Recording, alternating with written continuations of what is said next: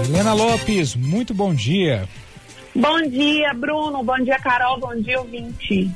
Oi, Milena. Bom dia. Milena, a gente sabe que o ex-presidente Lula está em Brasília numa série de reuniões, encontros políticos. Isso tem mexido muito, inclusive, com a nossa política local. Agora explica pra gente como é que pode, num dia, o ex-presidente Lula se encontrar com o ex-governador Rodrigo Hollenberg e depois se reunir com o governador Ibanez?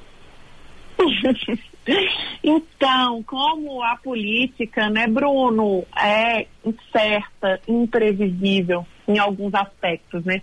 Então, ontem, o ex-governador Rodrigo Hollenberg causou um frisson na rede social dele quando ele postou uma foto desse encontro, um registro com o ex-presidente Lula.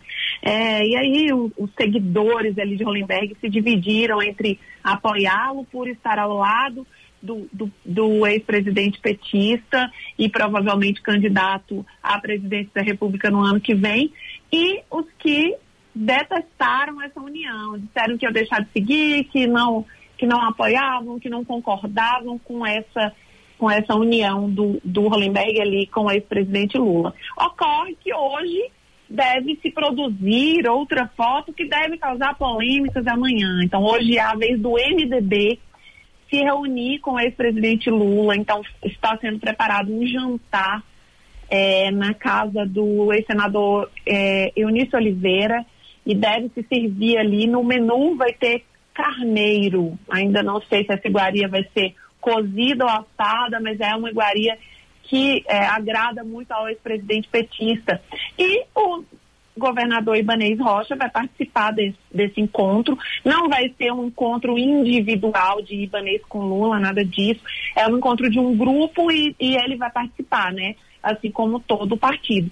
E aí a gente aguarda para ver se amanhã a gente vai ter essa repercussão dessa foto, de uma foto polêmica entre o governador Ibanez e o ex-presidente Lula. Todas essas fotos são produzidas, na verdade, Bruno, são frutos de articulações nacionais, né? O PT tem conversado com muita gente, tem se reunido com muitos partidos. Ontem mesmo aqui no Distrito Federal se reuniu com o PCdoB, PROS, PSOL. Então foram várias reuniões com bancadas federais, com dirigentes locais.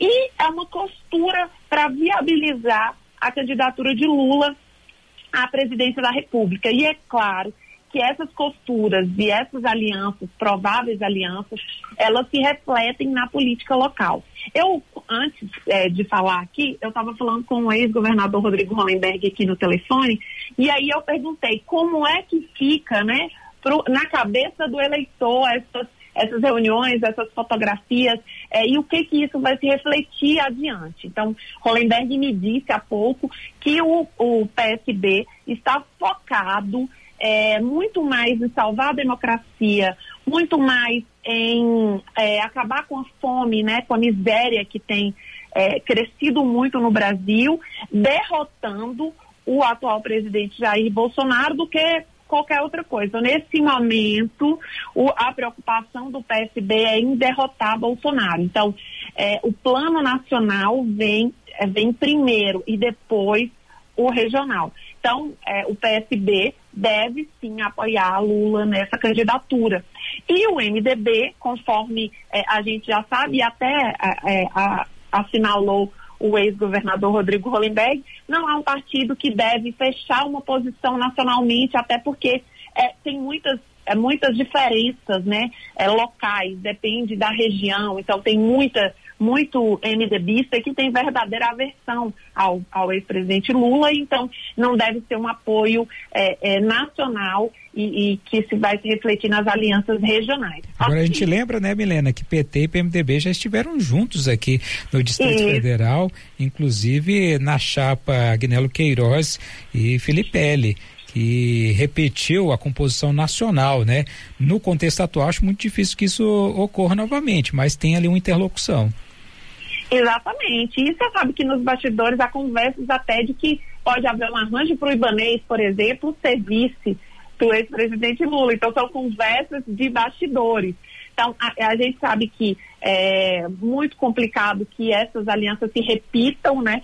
em todos os estados, mas eu conversei com um deputado distrital, que é o Chico Vigilante, que é um petista que a gente conhece, muito combativo, que balança mesmo a bandeira do partido, e ele me disse mais uma vez que ele, Chico Vigilante, e o PTDF, o que ele defende, vai estar com quem apoiar o ex-presidente Lula, né? Porque o objetivo do partido e dos diretórios regionais deve ser esse, que é reeleger Lula presidente do país. Então, assim, a gente sabe que esse projeto nacional ele vai ser preponderante nessas relações estaduais. Agora, a gente não sabe ainda qual que vai ser o reflexo disso, né? Imagina, né? O PSB, que aqui no DF já tem até candidato ao governo, um pré-candidato lançado, né? Que a gente já falou aqui, que é o Rafael Parente, e que está conversando com outras forças, como eles dizem, progressistas, num objetivo de derrotar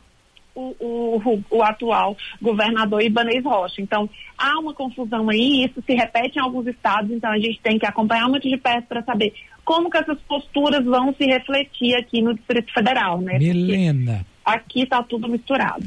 2 minutinhos, porque o tempo está acabando e a gente precisa falar da Câmara Legislativa, que, aliás, aprovou ontem mais um pacote de repasses, entre eles mais 100 milhões para as empresas de ônibus. Onde é que isso vai parar, hein?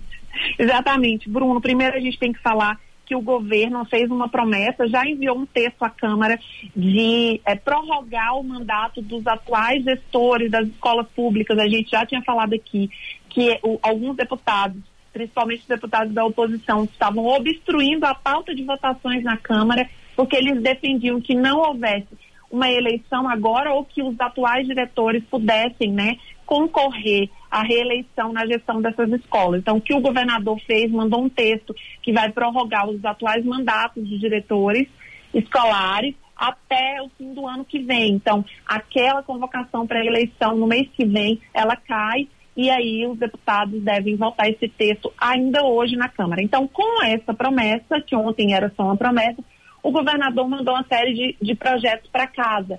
E um deles foi esse projeto. Teve um que era um crédito para o IGESDF de 100 milhões, que também causou a maior polêmica. Eu lembro aqui que o IGESDF, né, que está aí no alvo, no fronte de muitos casos de corrupção e que faz a gestão do hospital de base das UPAs. Então, teve esse crédito, que foi muito criticado, principalmente pelo deputado Leandro Graça. E teve um crédito mais um mês depois, Bruno, mais um crédito de 100 milhões para as empresas de transporte público. E o que o governo fez? Ele atrelou esse crédito para as empresas de transporte público a um crédito que era para o Hospital da Criança. E assim, então era uma forma mais fácil de os deputados distritais deglutirem esse crédito, né? Então, tinha lá um valor para o Hospital da Criança e esse valor dos 100 milhões para as empresas de transporte público. Então, a oposição chiou, os deputados reclamaram, disseram que era mais dinheiro para empresas, sendo que as planilhas e os documentos e as justificativas que o governo manda para casa, né, para a Câmara Legislativa, elas não são convincentes. Então, esses repasses ainda precisam ser melhor explicados. Milena, nosso tempo acabou. Beijo, até a próxima quarta. Até, tchau.